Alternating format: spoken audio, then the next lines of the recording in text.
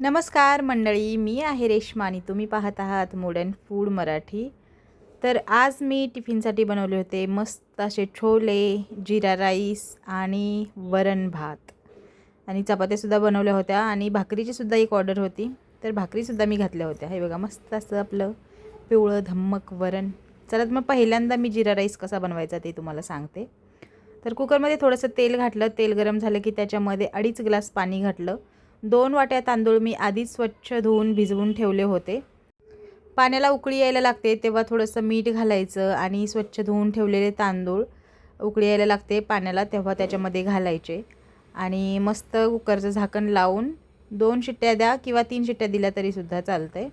तर मी जे तांदूळ वापरलेले आहेत ते कोलम राईस आहे. 2 शिट्ट्या करून घ्यायच्या आणि कुकर मस्त थंड व्हायला ठेवून द्यायचा.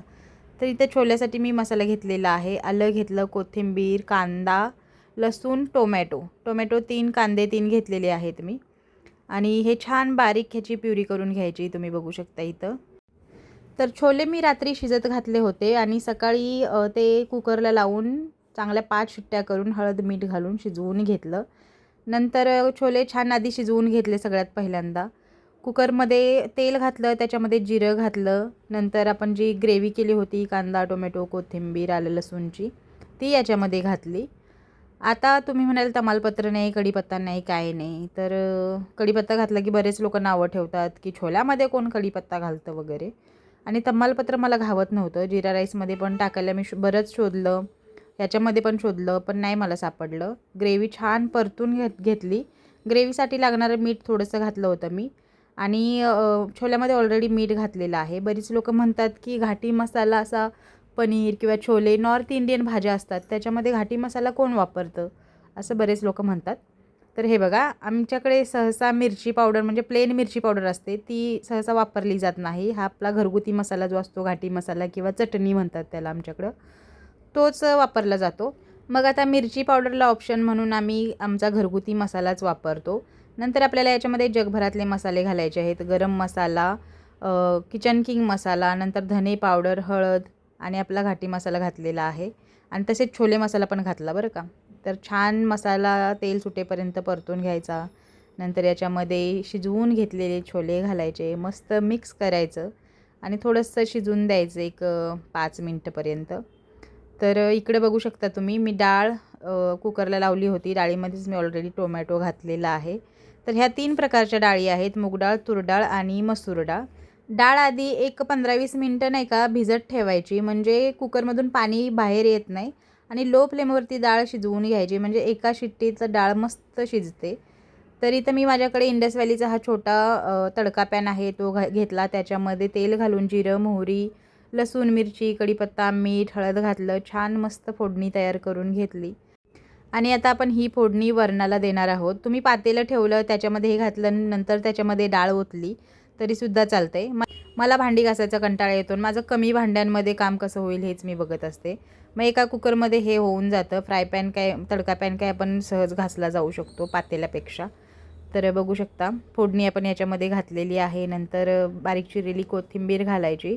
मस्त डाळीला उकळी आणू द्यायची आणि एकदा दोनदा छान हलवून घ्यायचं आणि आपलं मस्त असं चमचमीत साधं सिंपल वरण तयार आहे. वरण भात आणि साजूक तूप, पापड आणि लोणचं कोणाकोणाला आवडतं कमेंटमध्ये मला नक्की सांगा.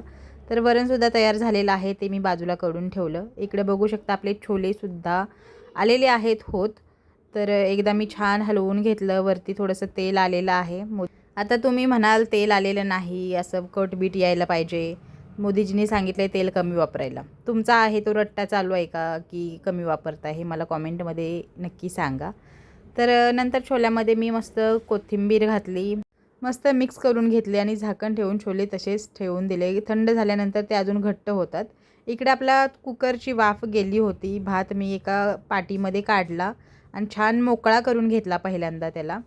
हा जो तांदूळ वापरलेला आहे मी तो कोलमचा आहे आणि बासमती राईस घरात नव्हता त्याच्यामुळं मग म्हटलं चला कोलम राईसचाच बनवूया भात. तर भात पहिल्यांदा मोकळा करून घेतला. कढई गरम करून घेतली गॅसवरती. त्याच्यामध्ये तेल घालून जिरं घातलं. जिरं तडतडलं की त्याच्यामध्ये आपण मोकळा केलेला भात घातला आणि मस्त हलवून घेतलं. नंतर कोथिंबीर घातली आणि तीसुद्धा छान हलवून घेतली. मला तमालपत्र आणि खडे मसाल्यांची बरणीच घावत नाही. गावावरून आल्यानंतर मी साफसफाई करताना खड्या मसाल्याची बरणी कुठे ठेवली हे मला आठवतच नाही आहे. त्याच्यामुळं मग छोल्यात पण खडे मसाले राहिले आणि आपल्या जिरा राईसमध्ये पण खडे मसाले राहिले.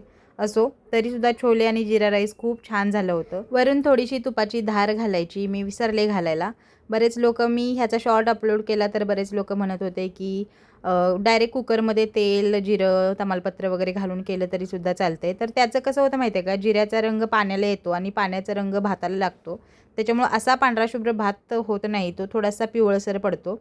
तर असा केला तरी चालतंय. तसासुद्धा काही वाईट होतो असं मी म्हणत नाही, चांगलाच होतो तसा पण. मी पण बऱ्याच वेळा केलेला आहे आणि तुम्हाला दाखवलेलासुद्धा आहे, तुम्ही जुने व्हिडिओ बघितले असेल तर.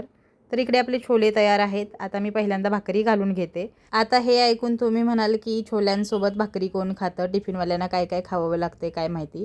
तर या 5 भाकरींची ऑर्डर वेगळी होती. त्यांना तांदळाच्या 5 भाकरी पाहिजे होत्या, त्या पहिल्यांदा घालून घेतल्या.